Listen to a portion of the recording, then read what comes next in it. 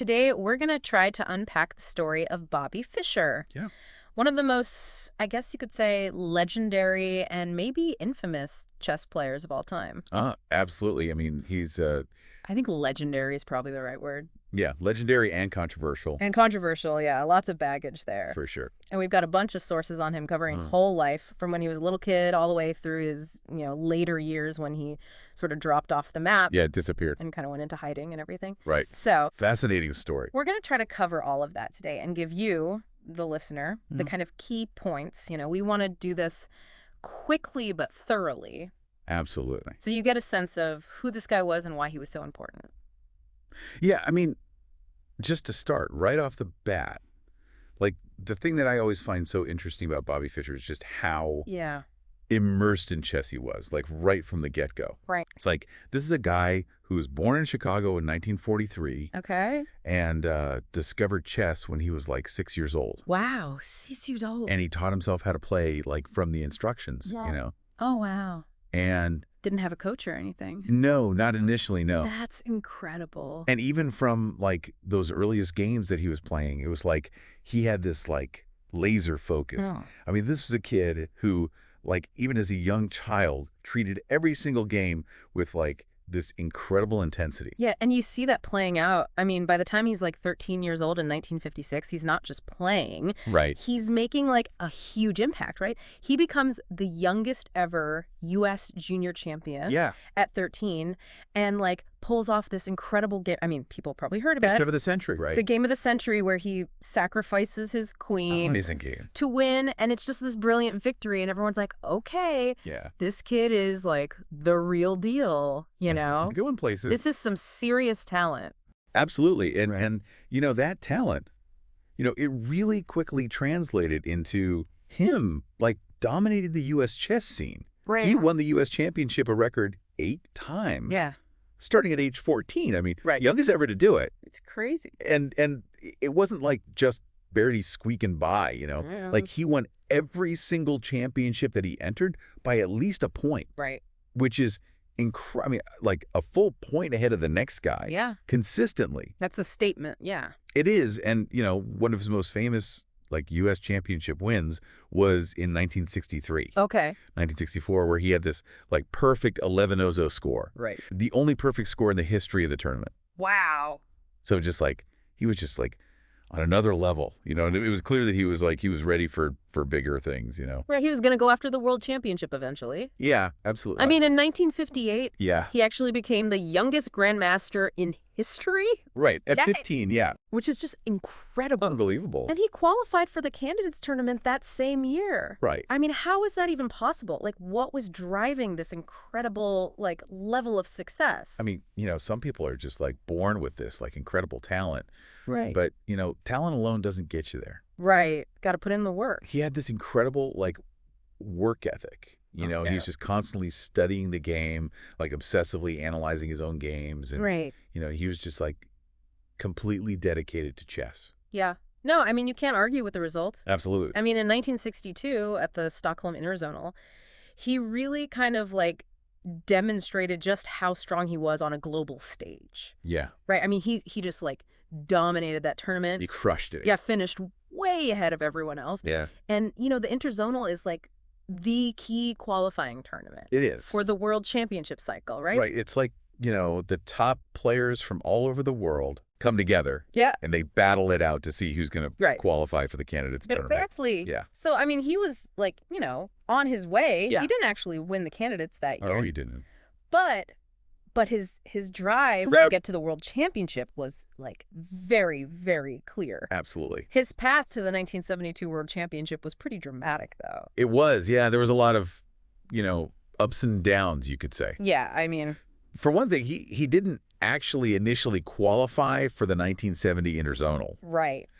There was, like, a whole controversy about it, but he ended up getting in. And then once he was in, he was just unstoppable. Right. Like, he won the Interzonal, and then he went on to the candidates matches and just, like, decisively defeated, like, some of the top players in the world, like Taimanov, Larson, Petrosian. Wow. Yeah. I mean, he was, like, on a roll. Setting the stage. He was on fire. For the big showdown, yeah. Yeah, the 1972 match against Spassky. That's right. Yeah, I mean, that match, that was more than just a chess match. You know, that was like a cultural... Like global event. A cultural event, a political event. Yeah. I mean, it was like the Cold War was going on. Right. And you had this, like, you know, American prodigy versus, like, the Soviet champion. Right, Spassky. Who was, like, you know, this incredible player in his own right. Right. And so, you know, it was just this, like, huge event. Yeah, it was a huge spectacle. It was. And Fischer, you know, being Fischer, he added to the drama with his behavior. Yeah. You know, like he was very unconventional. He had all these, like, you know, demands and complaints. Right. But ultimately he overcame all of that, and he ended up defeating Spassky. Yeah. Pretty decisively, actually. Right. And it was huge. I mean, it ended like 24 years of Soviet dominance. A big deal. Yeah. I mean, they had held the world championship title for so long. Right.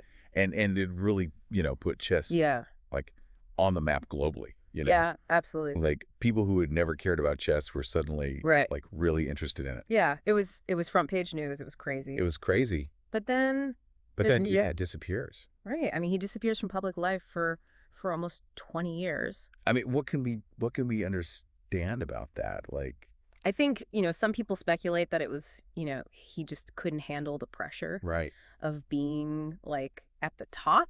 Right. You know, he was a very private person. He didn't really like the spotlight. Right. And maybe, you know, he had achieved everything he wanted to achieve. Right. And he just kind of, you know, wanted to step back. Yeah, and that's the thing. Yeah. In 75, he was actually supposed to defend his title. Right. Against Anatoly Karpov. Right. And he just refused. Right. He refused. Yeah, he had all these, like, demands about the match conditions, and FIDE, the International Chess Federation, wouldn't meet his demands, so he just said, you know, I'm not playing. Right. And they ended up stripping him of his title. Right. And awarding it to Karpov. Crazy. Yeah, and then he basically just, like, went into hiding, you know.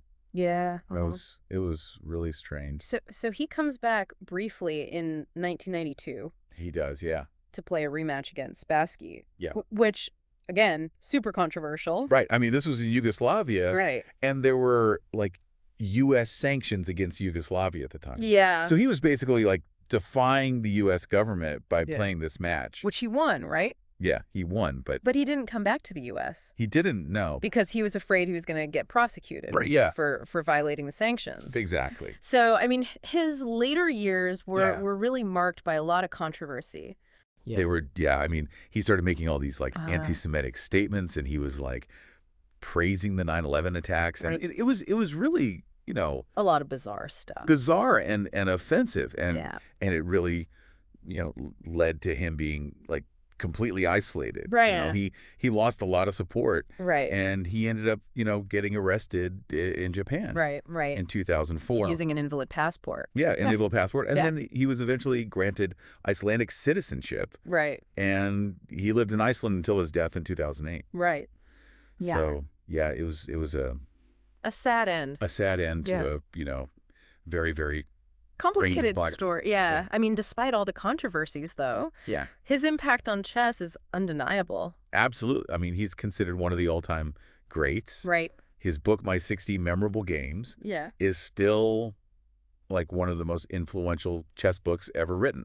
And he's also credited with inventing Fischer random chess, which is now known as Chess 960. Right. And also the Fischer clock, which is, you know, the standard chess clock that's used in tournaments today. Right. It's adding time after every move. Yeah, adding time after every move. So it's like, you know. Keeps the game flowing. It keeps the game moving. Yeah. Yeah. And so, you know, I mean, he really did have a huge impact on the game. Yeah. So for you, the listener, you know, Bobby Fischer's story is this incredible mix of unparalleled talent and this really, really complicated life. You know, he was brilliant. Yeah. But he was also troubled. Yeah. Yeah, for sure. And he achieved so much. Absolutely. But in the end, it's kind of a sad story, you know. Yeah, it is. And I think, you know, it really makes you think about, like, the pressures and the complexities that can come with, like, this kind of exceptional genius. Yeah, you know, right. Like how do you handle that? Yeah, I mean, what are the unique pressures Right. that someone like that faces that maybe,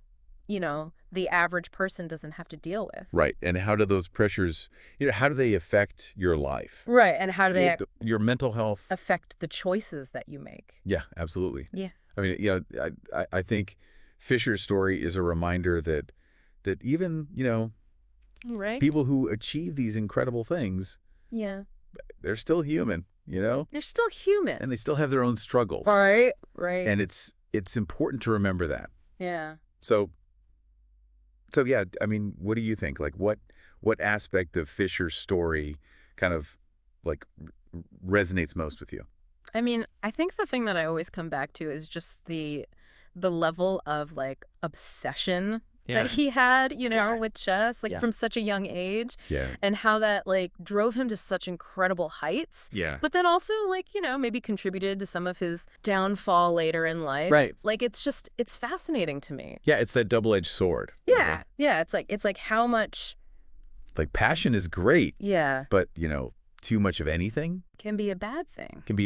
And you have to wonder, was that just like his personality or was that, were there other factors at play? Yeah, was it nature or nurture? Right, and I think that's kind of the question that we're left with. Right. I mean, even after exploring his whole life, the enigma of Bobby Fischer remains. He's a mystery. Yeah, I mean, he's such a fascinating figure. It is. And I think his story just kind of like makes you think about the nature of genius and the pressures of fame and, like how those things can really kind of like warp a person. Absolutely. So, for you, the listener out there, maybe think about that. Like what aspect of Fisher's story kind of like speaks to you the most and what kind of like deeper questions about genius and fame and the human condition does it raise for you?